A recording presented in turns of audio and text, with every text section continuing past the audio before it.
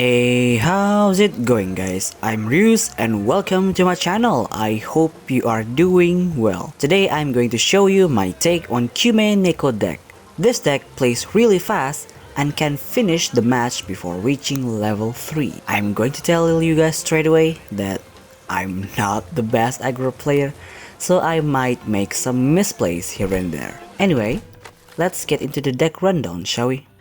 Well, the main selling point of this deck is that it's super fast. It will most likely kill the opponent before reaching level 3. So first up, we have Jururi. She will be our backup assault and buffer for this deck. For her, I'm bringing 2 Purity. This is really deadly in early game. A 7 attack form is really difficult to get over unless you sacrifice one of your Shikigami. Then we have 2 Revelation. I usually use this to kill Shikigami with low health or just try to get them low enough for Karasu Tengu form to kill them off. And then 2 Evolve for just the stats boost, 1 Dark Feather for direct attacking with your Shikigami, especially useful with Yukihime, and 1 Jururi for finisher. The second one is Karasu Tengu. He will be our tanker and late game finisher if we do get into late game. For him, I'm bringing 2 Wind Chase, a great card to put Karasu Tengu on the combat zone to either replace a Shikigami or just so that we don't get hit. 1 Blade of Justice is a great finisher card. Just remember to use your Shikigami with the highest attack. 1 Feather Trail to move and stun the opponent's Shikigami.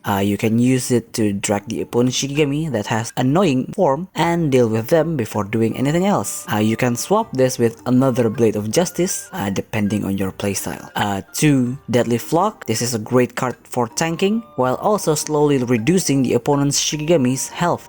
2 Evolve because dealing projectile every time he moves is so good. Then we have Yukihime. She will be our attacker. Her combat card will come in handy because they got great stats and you can use them to obliterate the opponent if their health is low enough. For her, I'm bringing 2 Curse Blade, a simple combat card with a draw on top if you're able to kill the opponent's Shikigami. This will not work if Yukihime dies in the process. 2 Foresight Slash. I actually really like this card because the damage immunity combat cards will never be a dead card in your hand. Then we have 2 Fighting Impulse just for the stats, 1 Sealed Blade. I would use this as finisher if she was able to kill a lot of Shikigami during this game, and 1 Yoto Kaleido just to mow down everything in Yukihime's path. This is a really powerful card, and when combined with Jururi, this becomes even more deadly. And the star of this deck is Kyuumei Neko. She has a really unique ability that makes her auto revives 5 times before dying permanently. So we're going to take advantage of that and use her to kill everything so that our other Shikigami can finish the opponents off. For her, I'm bringing 1 Paw, a +3 combat card, always nice to have, but I would actually suggest using this for direct attacking instead of killing the opponent's Shikigami because you have other cards to do that role. 2 Prolong Life. As its name suggests, it will extend Kyuumei Neko active time in the game by removing her counter every turn. Then we have 2 Revenge to kill any big Shikigami that's blocking your way, but make sure Kyuumei Neko dies on the first hit so that she will attack once more. Then we have 2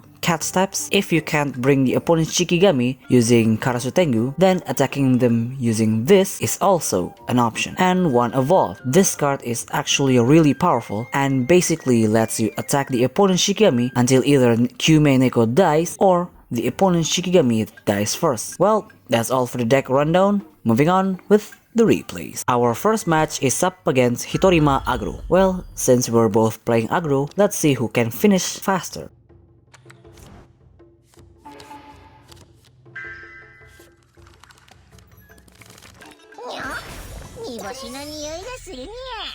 We got the first turn, so we're just going to attack with Karasu Tengu and pass. On their turn, they will search a card using Momo, then attack our Karasu Tengu with Momo and pass.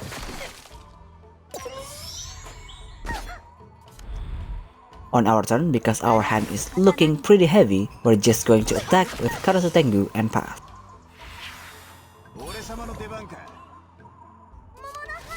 On their turn, they will search a card using Momo, then activate Shuten spell to draw a card, and after that they will kill our Tengu with Shuten and pass.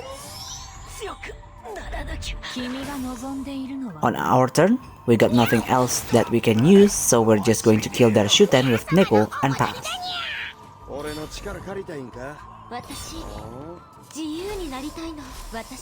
On their turn, they will evolve Shiranui, then activate Song of Freedom on Hitorima, and after that, they direct attack with Hitorima and pass.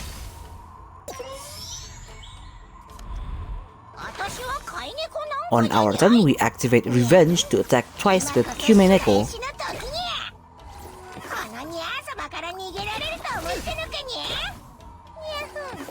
then attack with Yukihime to build up our kill count and pass.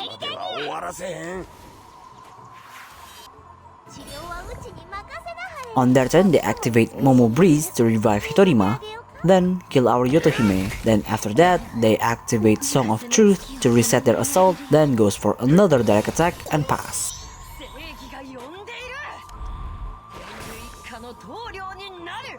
On our turn, we're just going to attack with Karasu Tengu, then put a form on him and pass.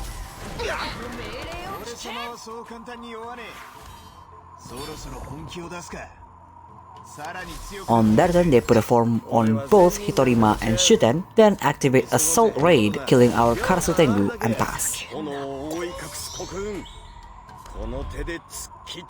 On our turn, we evolve Joruri, then activate Revenge so that we can kill Hitorima, but that will kill our Neko permanently.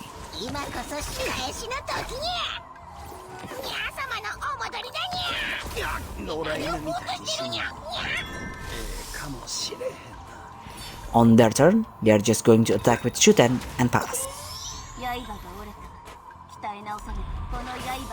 On our turn, we put Yoto Kaleido on Yukihime,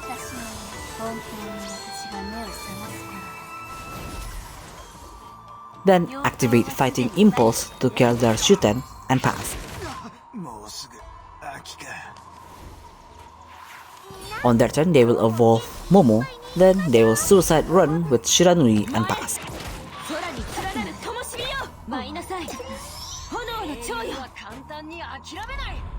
On our turn, we evolve Karasu Tengu and goes for direct attack and pass.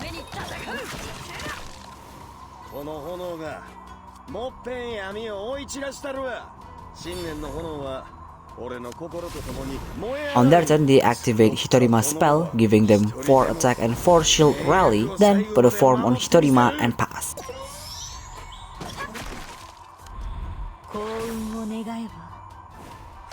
Well, this is the end for them, so activate Joruri, then activate Blade of Justice, forcing Joruri to attack once more, and that will kill them.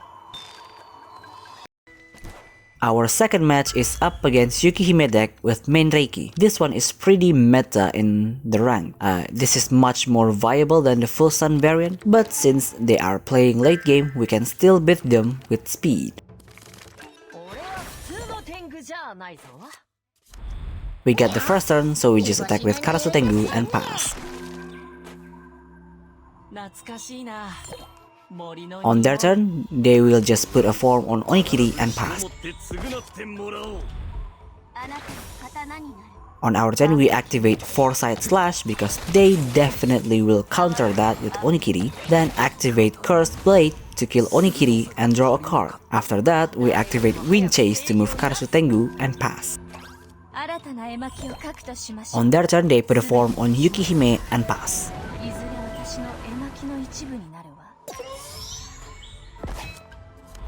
On our turn, we're just going to attack with Kyuumei Neko and pass. On their turn, they draw 2 cards using Yukihime's spell and pass. On our turn, we're going to evolve Joruri, then attack directly with Kyuumei Neko and pass. This will make them hesitate to attack because 4 attack is a pretty big damage to take. On their turn, they will kill Yukihime using Menreiki's spell, then they activate Yukihime's spell to stun our Joruri and pass.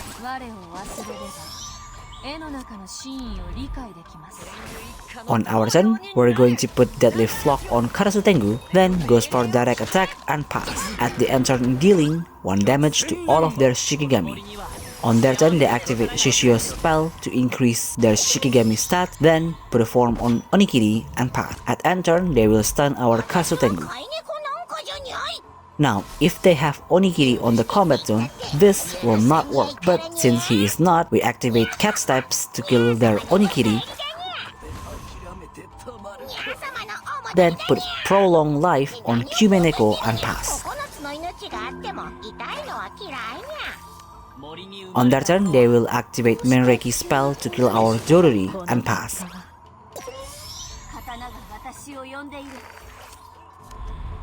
On our turn, we're going to evolve Karasu then goes for direct attack, dealing 4 damage and dealing 1 damage to all at the end phase.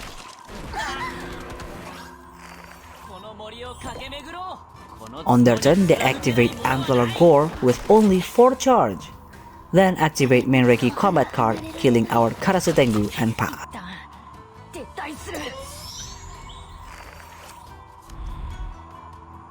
On our turn, we activate Foresight Slash to kill their main Reiki, then goes for direct attack with Kyuumei Neko and pass.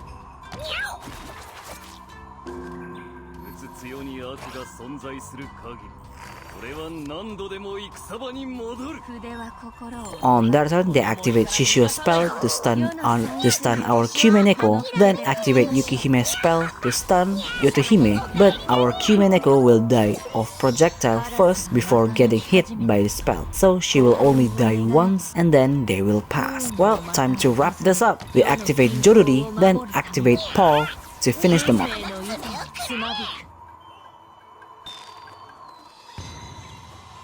Well, that's all for today's video. I certainly hope you enjoyed it. If you see me making any misplays or I could have made a better move, let me know down below. And if you want to support the channel, I have a Ko-Fi link and Patreon link down in the description. As usual, if you have any kind of feedback, leave it down in the comments and see you next video. Bye!